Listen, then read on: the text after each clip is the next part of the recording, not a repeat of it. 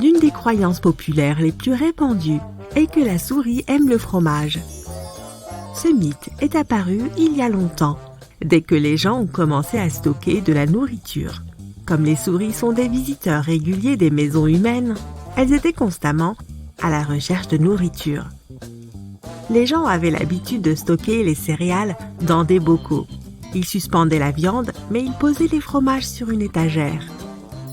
Les souris le mangeaient donc faute de mieux, et elles auront plus tendance à s'attaquer à du chocolat ou à un autre produit sucré qu'à du fromage. Je les comprends un peu. Les flamants roses ne se tiennent pas dans l'eau sur une pâte afin de ne pas avoir froid. C'est juste une façon plus simple de fournir moins d'efforts. C'est épuisant pour nous de nous tenir sur une jambe, mais pour eux, c'est la position la plus stable qui soit compte tenu de leur anatomie. Cette pose ne nécessite aucun travail musculaire. L'une des croyances les plus répandues est que les autruches enfouissent leur tête dans le sol quand elles ont peur. Avant, les savants pensaient que les autruches n'étaient pas très intelligentes, puisqu'elles cachaient leur tête sans se rendre compte que le reste de leur immense corps restait visible aux yeux de tous. En fait, les autruches le font lorsqu'elles veulent avaler du sable et des cailloux pour stimuler leur digestion, ou simplement pour retourner les œufs qu'elles ont pondus dans leur nid. Et techniquement, elles n'enterrent même pas leur tête, mais la reposent près du sol. Si elles mettaient la tête dans le sable, les pauvres bêtes ne pourraient plus respirer. Et il n'y a aucune raison de penser que l'autruche est peureuse. Comme bien d'autres animaux, elle s'enfuira si elle sent un danger arriver, ou bien elle saura se défendre. Quelle est selon toi la plus grande chose qu'une baleine bleue puisse avaler ? Je parle bien du plus gros animal ayant jamais vécu sur notre planète. Elle peut mesurer jusqu'à 30 mètres de long et peser 200 tonnes. Son cœur est aussi gros qu'une voiture et sa langue peut peser aussi lourd qu'un éléphant. On imagine facilement une baleine bleue en train d'avaler des voitures, des gens et même des petits bateaux, mais c'est faux. La plus grande chose qu'elle puisse réellement avaler est un pamplemousse. Sa gorge peut laisser passer la taille d'une petite assiette à salade. Les baleines se nourrissent de petits poissons, de plancton et de crustacés. Donc, elles n'ont pas besoin d'une immense gorge. En revanche, nous ne pourrions pas survivre au suc gastrique d'une baleine bleue. Il nous achèverait en 15 secondes. C'est à peu près le temps que l'on pourrait passer dans l'espace en combinaison. Les dromadaires ne stockent pas d'eau dans leurs bosses. Ces animaux peuvent résister à des conditions extrêmes. S'ils peuvent survivre en ne buvant qu'une fois tous les 8 à 10 jours, ce n'est pas parce qu'ils ont une réserve secrète dans le dos, mais parce que lorsqu'ils boivent, ils peuvent avaler près de 200 litres d'eau d'un coup. Cela reconstitue 30% de leur poids corporel, soit la quantité qu'ils peuvent perdre par déshydratation. Ils perdent donc beaucoup d'eau, mais en regagnent vite. Leur bosse est en fait un stock de graisse. L'oxygène que les dromadaires inhalent pourrait leur faire perdre trop d'eau car celle-ci s'évapore dans les poumons. En revanche, ils utilisent leur graisse comme source nutritionnelle d'énergie. Ceci les aide à survivre dans les régions arides et en période de pénurie. Le fourmilier n'aspire pas vraiment les fourmis avec son long museau. Cet animal géant a une très longue langue qui peut mesurer jusqu'à 60 cm de long. Elle a la forme d'un spaghetti et est recouverte de crochets épineux et de salive collante qui piègent les fourmis. Il peut la sortir jusqu'à 160 fois par minute, ce qui signifie qu'il peut manger jusqu'à 20 000 insectes en une seule journée. Il ouvre les fourmilières à l'aide de ses griffes, puis il finit le travail avec sa langue. Il n'a pas de dents, donc il avale son repas tout rond. Le cinéma a pu te donner un faux sentiment de sécurité en ce qui concerne les dinosaures. Rester immobile face à un T-Rex ne te sauvera pas. Prétendre que le roi des dinosaures avait une très mauvaise vue n'est qu'un mythe. Il voyait aussi bien que les rapaces d'aujourd'hui. Il avait une excellente perception de la profondeur, une capacité présente chez les aigles et les faucons actuels. Et même si par miracle, il ne te voyait pas ou s'il pensait que tu n'es qu'un petit arbuste parce que tu restes immobile, sache qu'il avait aussi un très bon odorat. Donc, la meilleure option serait de courir car le T-Rex n'est pas aussi rapide que ce que pensaient les scientifiques qui estimaient sa vitesse de pointe à 50 km/h. Au vu de son anatomie, il pouvait à peine atteindre les 20 km/h. Courir plus vite lui aurait causé de graves lésions osseuses. Mais cela ne l'a pas empêché de régner sur le monde animal, car beaucoup de dinosaures étaient plus lents que lui. Il n'avait donc aucun mal à se nourrir. Une autre idée reçue affirme que les hiboux peuvent faire tourner leur tête à 360 degrés. Leur angle de rotation est limité à 270 degrés dans chaque direction, ce qui leur offre une amplitude de mouvement de 540 degrés. Ne t'inquiète pas si tu touches les ailes d'un papillon. Il ne perdra pas sa capacité à voler. Il survivra malgré les idées reçues. Les ailes des papillons ont des écailles. Quand on les touche, certaines peuvent se détacher, mais ce n'est pas forcément grave, car elles se détachent aussi naturellement. C'est d'ailleurs grâce à ces écailles que les papillons peuvent parfois s'échapper s'ils sont coincés dans une toile d'araignée. Le mythe suivant a inspiré de nombreux films, livres et séries. Mais non, les loups ne hurlent pas à la lune. Ils hurlent surtout la nuit, c'est vrai, mais uniquement parce que c'est la période où ils sont le plus actifs. Ils lèvent la tête en le faisant, car cela aide le son à se propager. Les autres loups peuvent aussi les entendre jusqu'à une distance de 10 à 15 km. C'est d'ailleurs pour cela qu'ils hurlent, pour communiquer entre eux. Ils émettent des sons spécifiques à chaque situation, comme par exemple pour aider un loup qui a perdu sa meute à retrouver son chemin. La lune n'a donc rien à voir avec ça. On dit que les girafes n'ont besoin que de 30 minutes de sommeil par jour. C'est faux. Elles dorment environ 4h30 par jour. Ce n'est pas si inhabituel pour les espèces animales qui sont les plus actives durant la journée. Des études ont aussi démontré que les girafes s'allongeaient pour dormir moins de 11 minutes à chaque fois. Beaucoup de gens pensent que les taupes sont aveugles. En fait, ces petits mammifères fouisseurs voient, mais leur vue est très faible, car elle leur sert juste à reconnaître la lumière.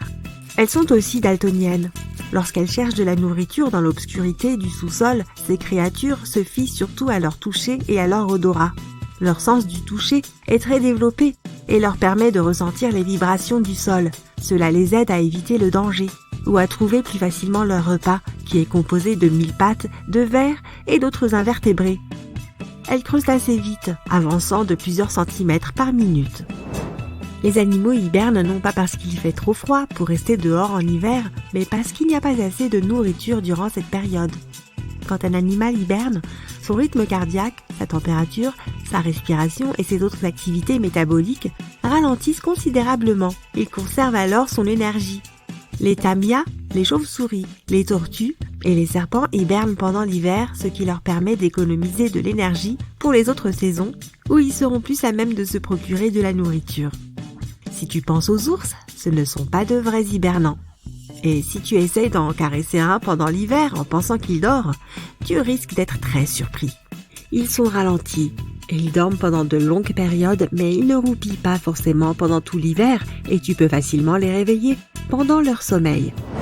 Et pour finir, les perce-oreilles ne te pondront pas d'œufs dans les oreilles. Malgré leur nom, tes oreilles ne les intéressent pas. Du moins, il n'y a rien qui permette de le prouver. Ils préfèrent passer leur temps dans des endroits sombres et humides, comme sous l'écorce des arbres ou dans la terre. Donc, sois tranquille. Psst, cours! Vraiment, ce n'est pas sûr dehors. Il y a un tigre à dents de sabre qui rôde. Tu devrais faire attention. Qu'est-ce que tu fais? Ne regarde pas. Ok, juste un petit coup d'œil. Comment c'est possible, tu te demandes? C'est parce que tu es dans la réalité virtuelle, bien sûr. Ces grands félins aux allures sympas, mais très dangereuses, ont vécu pendant la dernière période glaciaire. Et s'ils décidaient d'apparaître sur le pas de ta porte, comme par enchantement? Toc toc! Un chat à dents de sabre attend que tu lui achètes des biscuits. Le coélacanthe, ce poisson à l'aspect imposant, est issu d'une lignée qui existe depuis plus de 300 millions d'années. Nous pensions qu'il n'existait plus jusqu'en 1938, date à laquelle un coélacanthe vivant a été retrouvé.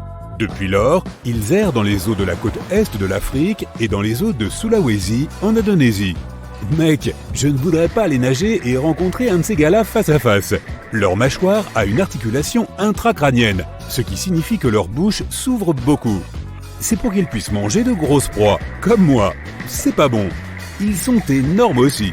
Imagine un poisson qui est aussi long que toi et qui pèse autant qu'un humain ordinaire. On pensait que le takae, un oiseau incapable de voler, avait disparu en 1898. Ils sont très beaux, petits et multicolores. habituellement pas plus haut que ton genou. Mais imagine ça, tu es en train de faire une randonnée dans les montagnes Murchison, tu regardes autour de toi et tu aperçois l'oiseau que tu croyais disparu.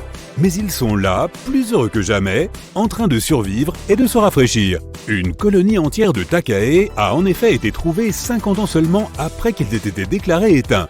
Bon travail, petits oiseaux! Un chien qui chante, tu en as déjà entendu parler? Riley chante parfois quand il s'ennuie ou qu'il a faim, mais ceux-là sont de vrais artistes. Les chiens chanteurs de Nouvelle-Guinée. Ils ont été récemment découverts à l'état sauvage pour la première fois en 50 ans. Pourtant, ils n'ont jamais été complètement éteints au départ. Les Néo-Guinéens se sont assurés qu'ils soient en sécurité à côté d'eux. Mais à l'état sauvage, très rare et difficile à apercevoir. Regarde, en voilà un! Les chiens chanteurs de Nouvelle-Guinée sont appelés ainsi en raison de leur célèbre chant aigu. Ils chantent aussi parfois ensemble. Une sorte de chorale de chiens où ils hurlent tous ensemble. Je parie qu'ils chantent mieux que moi sous la douche. Pas très loin d'ici, nous avons des chauves-souris.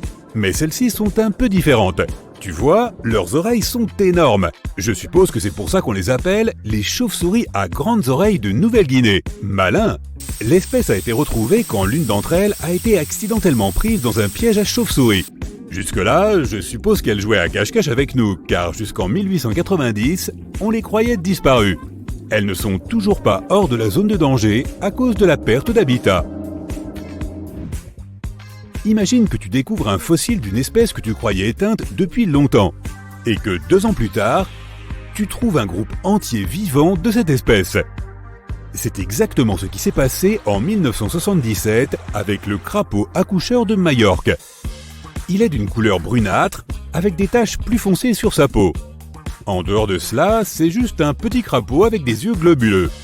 Le groupe de crapauds vivants a été trouvé près de l'endroit où se trouvait le fossile, sur l'île de Majorque.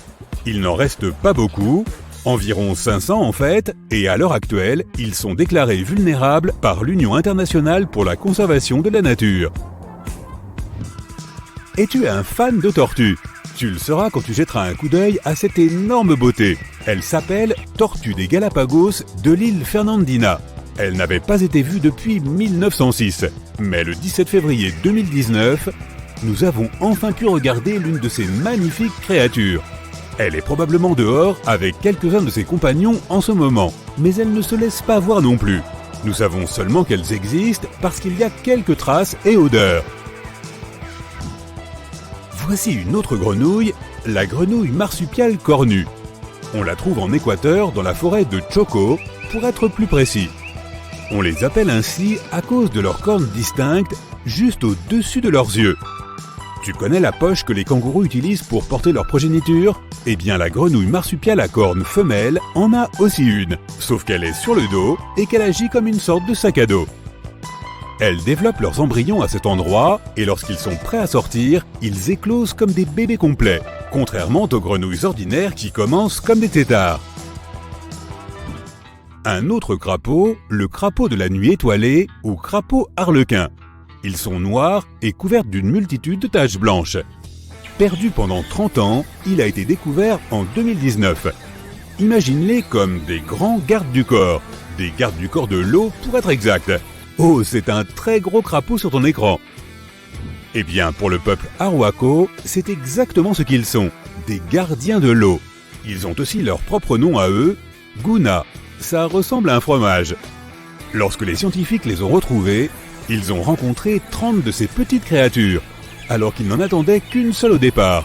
Quelle belle surprise! Voici un tigre pour toi, bien qu'il ne ressemble pas tout à fait à un tigre classique. Il s'agit du tigre de Tasmanie, qui semblait avoir disparu depuis 1936. Sorti de nulle part, on a commencé à l'apercevoir à l'état sauvage il y a tout juste 5 ans, en 2016. Il ressemble en quelque sorte à un chien plus qu'à un tigre ou à un renard peut-être. Il suffit de bien regarder son museau, peut-être même un mélange des deux. Puis, quelques autres ont commencé à apparaître aussi.